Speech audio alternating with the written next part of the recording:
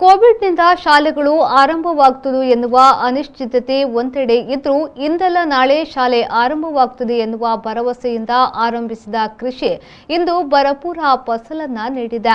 ಶಾಲೆಯ ಆವರಣದಲ್ಲಿ ನಿರ್ಮಿಸಿದ ಕೈತೋಟದಲ್ಲಿ ಕಾಯಿ ಪಲ್ಯಗಳು ಸಮೃದ್ಧವಾಗಿ ಬೆಳೆದು ನಿಂತಿದೆ.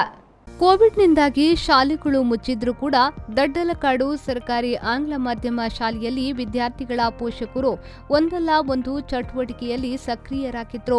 ಶಾಲೆ ದತ್ತು ಸಂಸ್ಥೆಯ ಅಧ್ಯಕ್ಷ ಪ್ರಕಾಶ್ ಅಂಚೆ ನೇತೃತ್ವದಲ್ಲಿ ಶಿಕ್ಷಕರು, ಶಾಲಾಭಿವೃದ್ಧಿ ಸಮಿತಿಯ ಸದಸ್ಯರು, ವಿದ್ಯಾರ್ಥಿಗಳ ಪೋಷಕರು ಸೇರಿಕೊಂಡು ಶಾಲೆಯ ಹಿಂಭಾಗದಲ್ಲಿ ಕೈತೋಟ ನಿರ್ಮಿಸಿ ಬಸಳೆ, ಬದನೆ, ಅಲಸಂಡೆ, ತೊಂಡೆಕಾಯಿ, ಅರಿವೆ ಮತ್ತಿತರ ತರಕಾರಿಗಳನ್ನು ಬೆಳೆಸಿದ್ರು.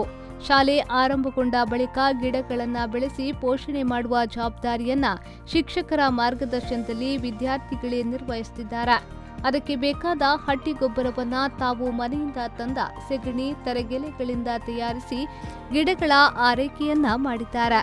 ಇದೀಗ ಕೈತೋಟದಲ್ಲಿ ತರಹೇವಾರಿ ತರಕಾರಿ ಬೆಳೆದಿದೆ. Hello everyone, good morning to all. My name is Chirag K, studying in 9th standard at Government English Medium High School, Dadalakadu. So I have attended Shell Explorers program. So this program is based on food, water and energy. So we have grown different types of vegetables here, like spinach, bottle gourd, lady's finger, beans and brinjal and many more such vegetables like that. And we have used organic manure to this, like cow dung and many more organics. We are using these vegetables to our midday meals. All the midday meals staffs of our school helped in this growing process, and also our teachers guided us in a right way. So we are using this to our midday meals. ಕೈತೋಟದಲ್ಲಿ ಬೆಳೆದ ಎಲ್ಲ ತರಕಾರಿಗಳು ಮಧ್ಯಾಹ್ನದ ಬಿಸಿಯೂಟಕ್ಕೆ ಬಳಕೆಯಾಗುತ್ತಿದೆ. ವಾರಕ್ಕೆ 2 ಬಾರಿ ತರಕಾರಿಗಳನ್ನು ಕಟಾವು ಮಾಡಲಾಗುತ್ತಿದೆ. ಶಾಲೆಯಲ್ಲಿ 1000ಕ್ಕಿಂತಲೂ ಅಧಿಕ ಮಂದಿ ವಿದ್ಯಾರ್ಥಿಗಳಿರುವುದರಿಂದ ಹೆಚ್ಚುವರಿ ತರಕಾರಿಗಳನ್ನು ಮಾರ್ಕೆಟ್ನಿಂದ ತರಲಾಗುತ್ತಿದೆ. ರಾಸಾಯನಿಕ ರಹಿತವಾಗಿ ಸಾವಯವ ಗೊಬ್ಬರದ ಮೂಲಕ ಬೆಳೆದ ತರಕಾರಿಗಳನ್ನು ಬಳಸಿ ಮಧ್ಯಾಹ್ನದ ಬಿಸಿಯೂಟಕ್ಕೆ ಸಾಂಬಾರು ತಯಾರಿಸುವುದರಿಂದ ವಿದ್ಯಾರ್ಥಿಗಳ ಜೊತೆಗೆ ಪೋಷಕರು ಖುಷಿಯಾಗಿದ್ದಾರೆ.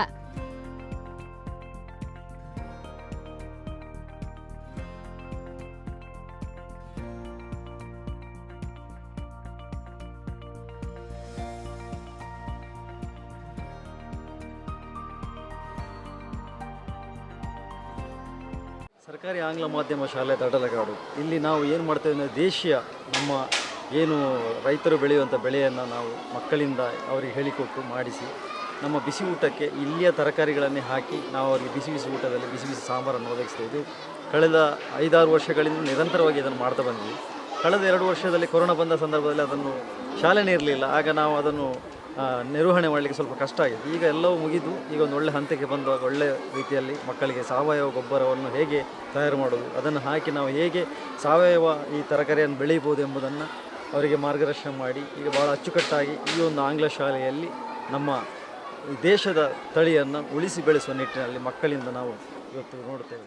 ದಡ್ಡಲಕಾಡು ಶಾಲೆಯ ವಿದ್ಯಾರ್ಥಿಗಳಿಗೆ ಕೃಷಿ ಪಾಠವು ಕರಗತವಾಗಿದೆ. ಶಿಕ್ಷಕರ ಮಾರ್ಗದರ್ಶನದಲ್ಲಿ ಪ್ರೌಢಶಾಲೆಯ ವಿದ್ಯಾರ್ಥಿಗಳು ಕೈತೋಟವನ್ನ ನಿರ್ವಹಿಸುತ್ತಿದ್ದಾರೆ. ನೀರು ಹಾಕುವುದು, ಕಳೆ ಕೀಳುವುದು, ಗೊಬ್ಬರ ಹಾಕುವುದು, ಕಟಾವು ಮಾಡುವ ಕೆಲಸಗಳನ್ನು ಸ್ವತಃ ವಿದ್ಯಾರ್ಥಿಗಳೇ ಮಾಡುತ್ತಿದ್ದಾರೆ. ದಡ್ಡಲಕಾಡು ಶಾಲೆಯಲ್ಲಿ ಕಳೆದ ಕೆಲ ವರ್ಷಗಳಿಂದ ನಿರಂತರವಾಗಿ ಕೈತೋಟ ನಿರ್ಮಿಸಿ ತರಕಾರಿಯನ್ನ ಬೆಳೆಸಲಾಗುತ್ತಿದೆ. ಕಳೆದ 2 ವರ್ಷಗಳಲ್ಲಿ ಕೋವಿಡ್ನಿಂದಾಗಿ ಶಾಲೆ ಮುಚ್ಚಿದ್ದ ಕಾರಣ ತರಕಾರಿ ಬೆಳೆಸಲು ಸಾಧ್ಯವಾಗಿಲ್ಲ. ಈ ಬಾರಿ ಮತ್ತೆ ಶಾಲೆ ಆರಂಭವಾಗಿದ್ದು ಶಾಲೆಗೆ ಬೇಕಾದ ತರಕಾರಿಗಳನ್ನು ಶಾಲೆಯಲ್ಲೇ ಬೆಳೆಯಲಾಗುತ್ತಿದೆ.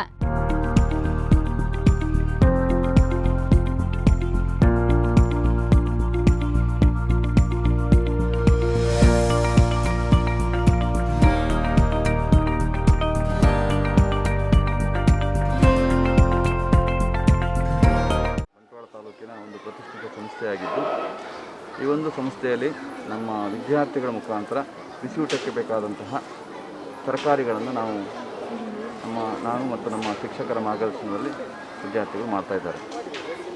ಬಸಳೆ, ಬದನೆ, ಅಲಸಂದೆ, ತೊಂಡೆಕಾಯಿ, ಅರಿವೆ ಸೊಪ್ಪು, ಹೀರೆಕಾಯಿ, ಸೋರೆಕಾಯಿ ಮುಂತಾದ ತರಕಾರಿಗಳನ್ನು ಇಲ್ಲಿ ಬೆಳೆಸಿ ಇದನ್ನು ಬಿಸಿಯೂಟಕ್ಕೆ ನಾವು ಬಳಸ್ತಾ ಇದ್ದೇವೆ.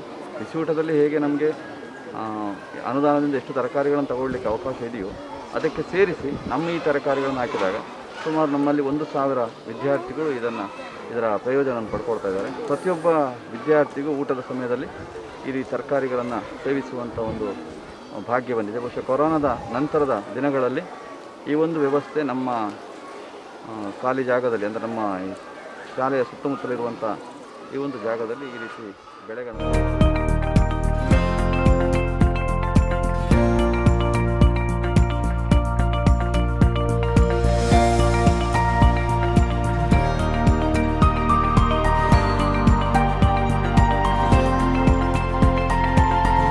ಸಂದೀಪ್ ಸಾಲ್ಯನ್, ವಿ4 ನ್ಯೂಸ್, ಬಂಟ್ವಾಳ.